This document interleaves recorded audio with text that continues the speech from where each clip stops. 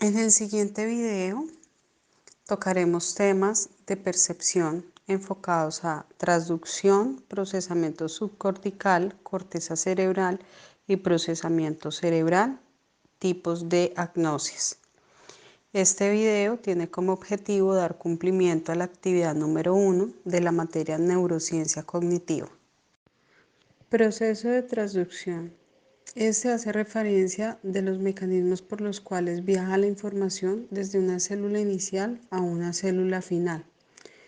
Es el mecanismo por el cual se lleva la información desde el proceso inicial, sea tacto, olfativo, visual, y viaja a través de los sentidos hasta llegar al cerebro. El sistema de transducción en el sistema nervioso es el que hace referencia a un evento de nuestro cuerpo de estímulo alerta. A continuación explicaré un poco más detenido el proceso. Los receptores sensoriales que se encuentran en nuestro organismo están encargados de transmitir la información de un estímulo que proviene ya sea de afuera o del interior de nuestro cuerpo, para que este estímulo sea detectado por nuestro sistema nervioso. Esto lo que logra por los procesos que le permite convertir la energía de ese estímulo en señales eléctricas coordinadas para que nuestro sistema nervioso las interprete con el fin de que el cerebro envíe la acción-respuesta que ese estímulo necesita. Las estructuras subcorticales están representadas por un conjunto de formaciones neurales de características diversas, ubicado en la profundidad del encéfalo, entre las cuales se incluyen el diencéfalo, la glándula pituitaria o hipófisis, estructuras límbicas y los ganglios basales. Localizada en ambos hemisferios cerebrales, está compuesta por aquellos centros cerebrales que se ubican entre la sustancia blanca, situada cerca a la región lateral y ventral de los ventrículos laterales. Como lo mencioné anteriormente, dentro de las estructuras subcorticales encontramos el hipocampo. Es una de las principales estructuras cerebrales. Este se puede encontrar tanto en humanos como en animales mamíferos. Este pequeño órgano está ubicado en el lóbulo temporal intermedio y con una forma que se asemeja a un caballito de mar. Es una de las partes más importantes del sistema límbico. El sistema límbico se ha asociado a la regulación de emociones. El hipocampo posee un papel fundamental en los procesos de la memoria, especialmente en la memoria a largo plazo y la navegación espacial. Le damos paso al cerebelo. Esta segunda región pertenece a la estructura subcortical, conocida como cerebelo, que se sitúa en la zona inferior de los hemisferios cerebrales. Este posee tres conductos conocidos como pedúnculos cerebelosos. El cerebelo se mantiene conectado al resto del encéfalo, enviando información acerca de los movimientos corporales. Su trabajo, en colaboración con los ganglios basales y otras estructuras subcorticales. Este hace posible el funcionamiento del sistema sensoriomotor. Dentro de las funciones principales del cerebelo encontramos el desarrollo del aprendizaje motor, creación de patrones neuronales que convierten en movimientos mecanizados, la correlación de los errores de los movimientos mediante retroalimentación. Las lesiones en el cerebelo causan, cuando éste sufre algún daño o degeneración, comienza a aparecer problemas funcionales y de habilidades motoras. Doy paso a la amígdala. Esta es una estructura localizada en el lóbulo temporal, formada por diferentes núcleos y relacionada con el sistema de las emociones. Forma parte principal del procesamiento, de almacenamiento de las relaciones emocionales y pues es fundamental para la supervivencia del individuo, porque es la encargada de recibir las señales de peligro potencial y desarrollar una serie de reacciones que ayudan a la autoprotección de la persona. Una lesión en la amígdala produce una descoordinación entre el procesamiento consciente y el inconsciente eh, de un estímulo, sino la pérdida, se da la pérdida como de los recuerdos emocionales, principalmente los implícitos, y la capacidad para expresar la respuesta autónoma correspondiente a ese estímulo. Doy paso a los ganglios basales o también conocidos como núcleos basales. Estos son estructuras que se encuentran en la profundidad de la sustancia blanca del encéfalo. Forman una parte del sistema motor y estos están también compuestos por 5 ganglios basales.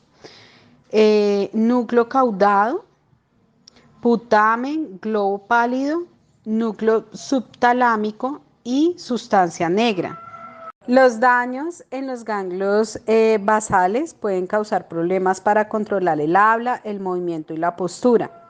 Esta combinación de síntomas también se conoce como parkinsonismo. Una persona con disfunción de los ganglios basales puede tener también problemas para iniciar, suspender o sostener su movimiento. Corteza cerebral.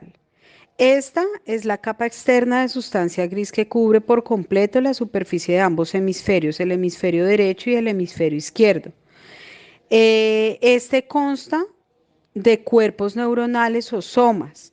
Estas capas se pliegan y se forman esto que conocemos como giros o circunvoluciones. La corteza cerebral también es conocida como prosencéfalo, el cual incluye los 2 hemisferios, como lo dije anteriormente. El cerebro consta de sustancia gris externa, como lo mencioné, que es la corteza cerebral, y una masa interna que conocemos como sustancia blanca. Esta sustancia blanca, también conocida como axones mielinizados. La forma, el procesamiento cerebral. Es muy importante aquí detenernos para preguntarnos cómo es el funcionamiento de nuestro cerebro, cómo es capaz de procesar la información que recibe del exterior. Primero, pues vamos a conocer cómo funciona su interior. Las células nerviosas o neuronas son las que reciben la información de otras células nerviosas o de órganos sensoriales. Estas neuronas están equipadas con un cuerpo celular y una enorme estructura de forma de árbol llamada campo dendrítico. La información llega a las células desde la proyección llamada axones.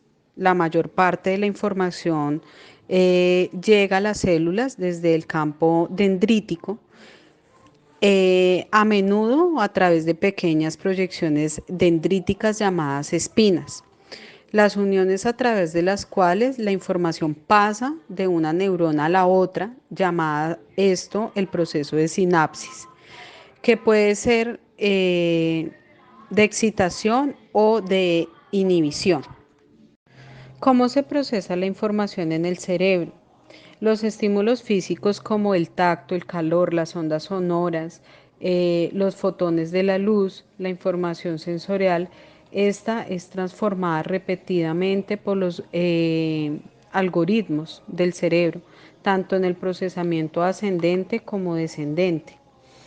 Es importante, a su vez, que la información sea procesada hasta cierto punto. El filtro de atención decide cuál tan importante es la señal y qué proceso cognitivo se debe ejecutar o debe estar disponible para atender esa acción o ese estímulo. El almacenamiento de la información, para que el cerebro procese la información, primero se debe almacenar. Existen múltiples tipos de memoria, incluidas las sensoriales y la memoria a corto plazo, la memoria de trabajo, la memoria a largo plazo. Primero la información debe ser codificada y hay distintos tipos de codificación específicos para los diferentes tipos de estímulos sensoriales. Damos paso a profundizar sobre las agnosias. Estas nos hablan principalmente, ¿sí? Vamos a hacer como la estructura, como los órganos sensoriales, como el tálamo, el área principal, la corteza cerebral, registra y codifica la información de los estímulos táctiles, auditivos, olfatorio, gustativo, visual. Y cómo, pues anteriormente, como lo hemos visto en el video, cómo todo este procesamiento se lleva a cabo y es reconocido en el cerebro para poder allí nosotros tener como una respuesta a ese estímulo. Las agnosias son procesos de reconocimiento de los estímulos y la función pues está relacionada en las áreas asociadas en el cerebro. La agnosia precisamente es la incapacidad de reconocer el estímulo y pues atribuir el significado. Es aquí que, por ejemplo, no podemos pues codificar estímulos claramente, ni visuales, ni auditivos, ni sensitivos, y de aquí parte lo que se entiende como agnosia. Las agnosias visuales consisten en la dificultad para el reconocimiento de objetos u otras categorías como las personas, los colores. Es la insuficiencia de la agudeza visual y la capacidad de rastreo. Las principales características de las agnosias visuales son la ausencia de efectos visuales que justifiquen la agnosia, la presencia de lesiones en las áreas asociadas a la visión, el nivel mental está preservado. Consiste, digamos que la agnosia, si hacemos un ejemplo de la agnosia de un dibujo, de un objeto, lo que ve la persona precisamente no es lo correcto que está en ese dibujo. Entonces es como la percepción que se da a ese dibujo no es el adecuado, no hace la misma función a una persona que no sufre de agnosia visual. Algunas dificultades son la incapacidad para el reconocimiento de un rostro ante el espejo, dificultad para reconocer una determinada marca de comerciales, de logos, de dibujos, la incapacidad para reconocer el propio rostro y dificultad el reconocimiento de caras conocidas. Amnosias auditivas. Las amnosias auditivas se puede producir en personas que no tienen ningún deterioro cognitivo. Junto con las agnosias visuales, las agnosias auditivas son de las más frecuentes que pueden darse al lugar y estas son la afectación para el reconocimiento musical, el reconocimiento a los sonidos no verbales y el reconocimiento verbal. Bueno, ¿cómo se pueden presentar estas agnosias auditivas? Se pueden dar por lesiones del hemisferio derecho, que se presenta la dificultad para el reconocimiento de la melodía o dificultad para identificar otros elementos como el ritmo. Las lesiones del hemisferio izquierdo también resulta alterada la capacidad para la lectura, las partituras musicales, la interpretación de la melodía o la capacidad para el juicio de las cualidades de la melodía musical. En estas agnosias auditivas vemos dos divisiones o dos características de apnosia, que son la apnosia de los sonidos y la apnosia verbal. La apnosia de los sonidos es la incapacidad para identificar el significado de los sonidos no verbales, como por ejemplo la música, el canto de un animal, el ruido que hace un objeto en particular. Y la apnosia verbal eh, es la dificultad o la incapacidad para comprender los sonidos verbales, lo que se le está transmitiendo, lo que se está diciendo mediante el lenguaje verbal. Damos paso a las apnosias somatosensoriales. Son aquellos trastornos producidos por lesiones en las áreas somestésicas situadas en las zonas parietales posteriores, estando preservados los receptores sensoriales para el tacto, así como las áreas somestésicas primarias de la corteza parietal. La primera de este gran grupo de agnosias somatosensoriales es la asterognosia. Es la pérdida de capacidad para reconocer las cualidades físicas de un objeto mediante el tacto, ya sea pues el peso, tamaño, forma, densidad o textura del mismo. Eh, Está causado por las lesiones de la corteza somestésica asociativa. Y esta, pues se identifican dos modalidades diferentes. Asterognosia primaria o incapacidad para reconocer las características táctiles de un objeto, o la asterognosia secundaria o simbolia, que sería la verdadera aterognosia. El sujeto es incapaz de atribuir significado palpado mediante el tacto. Eh, digamos que en esta es pues más la incapacidad eh, como sensitiva de la persona para el reconocimiento. Hablamos en la segunda de la agnosia táctil.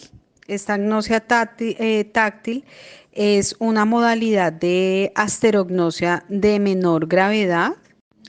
Por último, hablamos de las apnosias olfatorias. La apnosia olfativa es la pérdida temporal o prolongada de la capacidad de los olores. A diferencia de las otras apnosias, pues esta digamos que no influye en los distintos campos, digamos en el campo visual, auditivo, verbal, es como más independiente, y esta amnosia puede venir acompañada también de la disminución para discriminar como los sabores. La pérdida de la capacidad olfatoria puede deberse a diversos factores. Entre estos podemos derivar traumatismos cranoencefálicos, tumores en la base del lóbulo frontal, alergias, resfriados comunes, pólipos nasales, apnosias congénitas, tabaquismo, lesiones corticales,